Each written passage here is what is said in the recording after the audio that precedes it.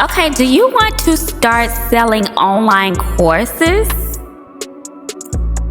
If you have the skill set to do this and you have the patience to teach people the things that you know and the things that are valuable to them, this is for you.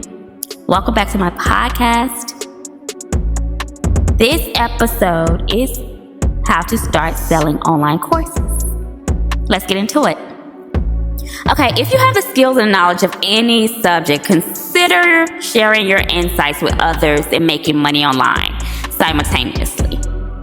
With the demand of online education growing every day, this is the perfect time to start selling online courses.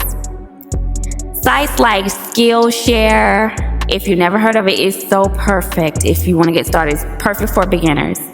They have educational online courses on everything. And when we say everything, we mean everything. From Java programming and creative writing to manifesting, all of that. Anything any person might want to learn, you can sell it on a multitude of platforms in the form of videos, audio recordings, PDFs, or ebooks. I made my first $10,000 on Etsy selling ebooks and PDFs. Digital downloads for vendors list. So I know it works. I hired an outside freelancer to do my marketing, and I made $10,000 in 1 month. It works. Listen, what do you have to do first? Number 1 is create an online course in a form convenient to you. Number 2, publish it on your website or any chosen platform such as YouTube, Instagram, Facebook, whatever, Twitter, whatever is convenient for you that you do your marketing and you get your audience from, your listeners, however, whatever. Number 3, watch the extra income roll in.